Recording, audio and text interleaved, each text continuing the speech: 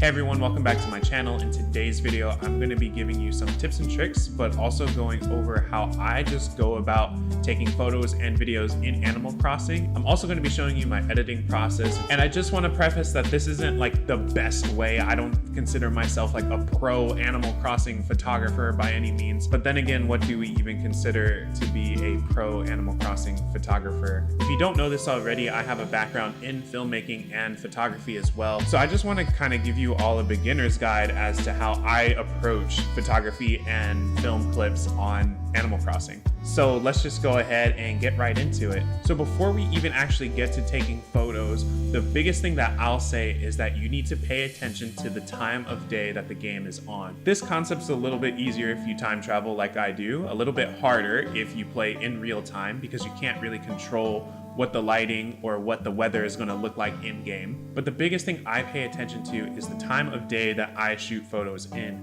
Right now on my game, this is my Southern Hemisphere island as well.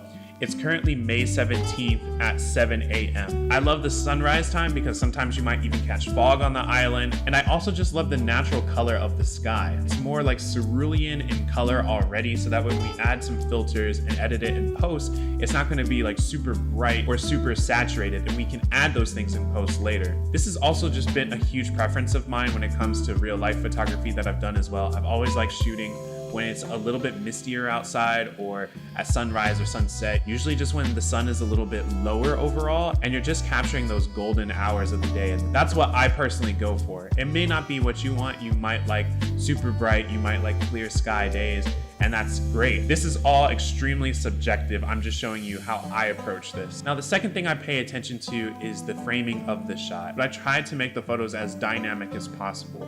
What I mean by that is look at this frame here. I love in the frame that the forefront has these simple panels here. It's like a doorway and you're sitting out on a porch and you're overlooking this view, right? And now a balloon is flying through and going to ruin my shot.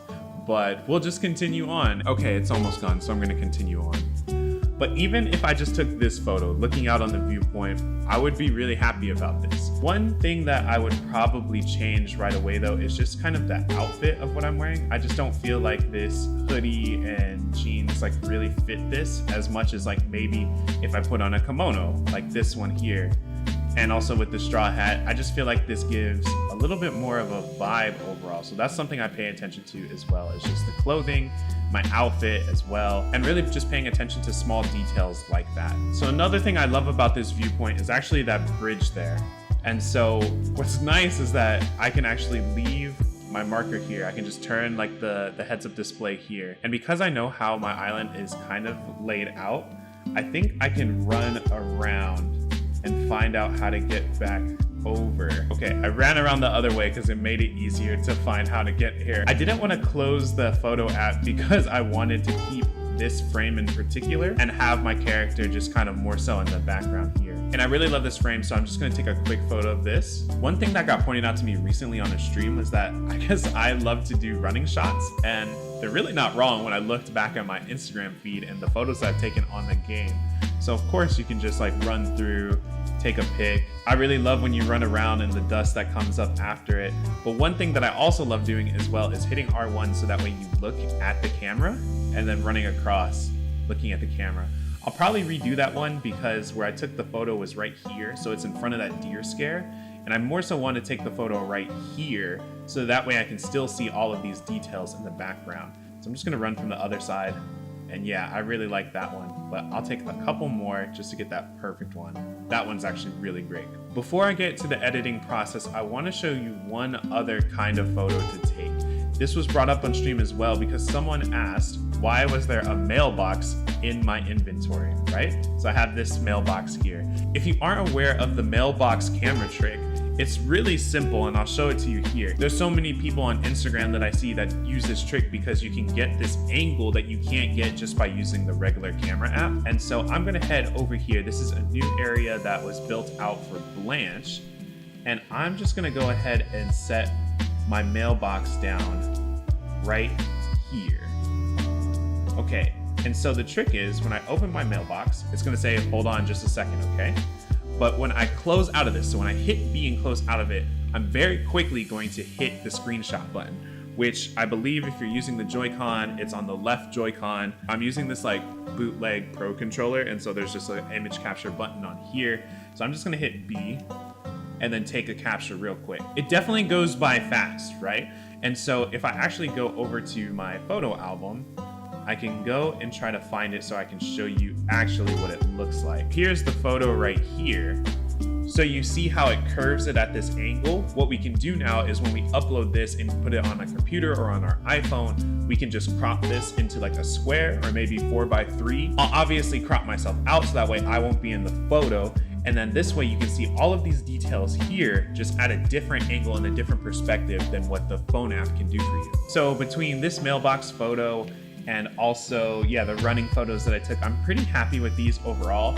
To be honest, I love how the lighting looks as well. So really, I would be almost fine just posting these as is, but I am gonna put these on my phone and then start editing that process and show you how to go about that. And my personal preference when it comes to actually getting the photo on my phone is to actually use Twitter. I know if you have an SD card in your Switch, you can just take the SD card out and put it on your computer, and I actually believe that's how you get the highest resolution photo out.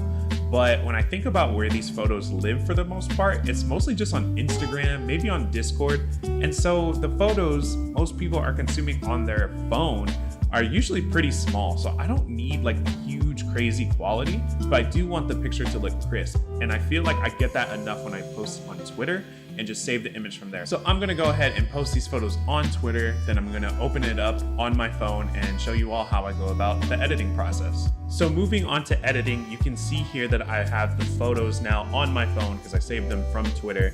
And so I have this photo right here, standing on the bridge. I also have the photo of running on the bridge, and then I have the photo from the mailbox. And I'll show you how I go about editing all of these. For this one in particular, since I do need to crop it, I can just crop it right here in the photo app on my phone. So I can just hit this and then the little crop tool, and then I have the dimensions up at the top right.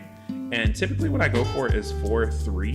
So this is still not entirely square, but it's also not 16:9. So it's not as wide as the original photo. I personally like 4:3 over square. That's a subjective thing. That's just a taste thing. If you wanted to use 7:5 or 10:8 or any of these other ratios, you probably could to your own success. When it comes down to it, it's all about taste and what works for you. And so I'm gonna go to 4:3 and then just shift this over. And you can see my character is pretty much out of frame now. The only little thing is that in the bottom right-hand side of the frame is actually like a little bit of a log, and that's from a DIY bench actually. So I'm gonna just like crop that out and see what that looks like. You can only barely see the flower garden wagon flowers back there, but I don't think I mind it too much. I probably should have filled up that stall with some stuff just to add more texture and more detail.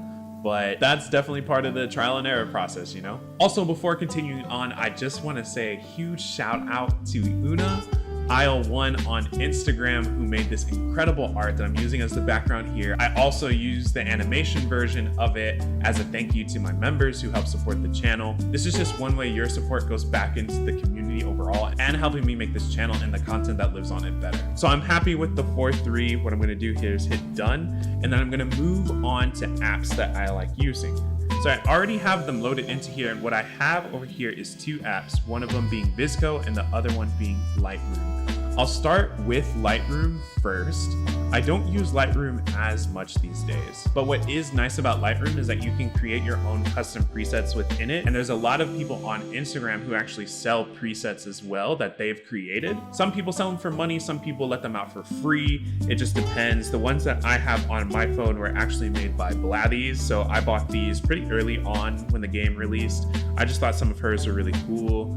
So there's a couple variations of them. I really love the Starry Night one though. This is probably my favorite one if I do still use Lightroom for it, especially for the nighttime photos, just because it really makes that sky pop. But there also are a ton of free ones out there as well. I believe New Horizons with a U on Instagram actually makes free presets that you can download as well. So Lightroom actually makes this pretty easy. I just need to pick the photo that I want to work on, and I'll pick this running one from the bridge. And I'll just scroll over on the bottom to all the way over to the right, and then there's a presets. that I'll click on, and I've already saved out those presets that I bought from Blatties and downloaded from others. And so they're all loaded here. And pretty much I just need to click one. And already it just adds like a pretty insane look to it. And this is where taste really comes into play. You know, some of these I don't really love how they look for this photo, but as I'm clicking through these, you might love some of these for this, right? So I would say the one I like out of the most from here is this dark magic one. It's a little bit dark overall, but I can just hit that check mark and then I can scroll over to light. And you can see the exposure got turned down for this preset, and I can just turn that up some.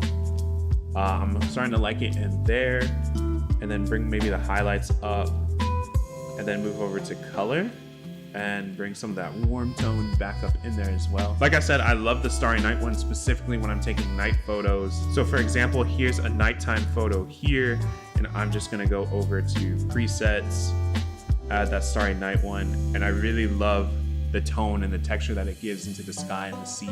I would probably turn down just like the whites on this photo. That way it just brought some of that grass texture back into the bottom of the frame. And like I said, there's a lot of presets that are tailored specifically for Animal Crossing that creators have made and Instagrammers have made. But the app that I'm using primarily these days, even for Animal Crossing stuff, is VSCO. And you may already be familiar with VSCO.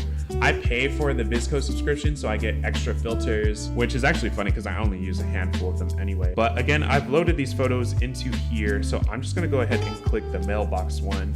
And then I'll go ahead and go into here, and I have favorites already set up in here for different filters that I use. I would say my go-to one right now is actually HB2, and I believe it's a free preset though. Like even if you got VSCO and you don't pay for the subscription, I'm pretty sure you can download the HB set for free. And so I'm gonna hit HB2 here, and I just already am loving how this looks. It adds a lot of contrast, makes some of those tones warm, but the shadows are kind of cooled off. I just love the mix of the cool tone of how it did it in the stone texture, like on the flooring, but then like the tree and how the grass looks is really warm. It's a little overpowering for my taste right now, but what I can do is actually just hit it again, and you can see it's at plus 12 here, so I just need to like tone this down. I usually go about halfway, so like that's at 6. Just for reference, this is nothing. And then around 6 is here, and then a lot over here. So I'm just gonna go maybe in between there and go like 8.4. And I'm liking this already a ton. I'll just add like a tiny bit of contrast in there.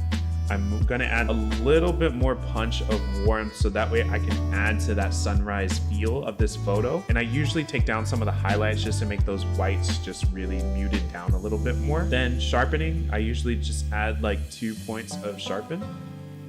I don't want to go overboard because when you go overboard, it looks like super HDR like it is here. And if that's your taste, it's your taste. But personally, not for me. I'm just going to go with like 1.5 just to add a little bit more clarity to it. And then if I hold it down, you can see what it looks like unedited. So this is unedited, and then this is what I came out with. So yeah, I love HB2. Other filters that I do actually really like are A6, feels like really crisp. S2 just like kind of boosts the natural colors in there. P3, this one looks a little wild on this photo, but I actually really love using it for nighttime photos on my island. But I'm just gonna go ahead, go back to HB2, cut it down to like 8, and I really like the look of this photo right here. So I'm just gonna hit next, and I'll save, or I'm not gonna save it to my camera roll just yet. Save this as a draft. And what's nice here is that I can actually go ahead and hit the more button at the bottom right. And from here, it'll say copy edit. So I have that photo that I just edited selected. I'll hit copy edits, and then I'll just click on the other 2 photos from the same set. And since they were taken at the same time, I shouldn't really need to do too much adjusting to it. So I can hit more again and then paste the edits. And just like that, I've batched photos edited.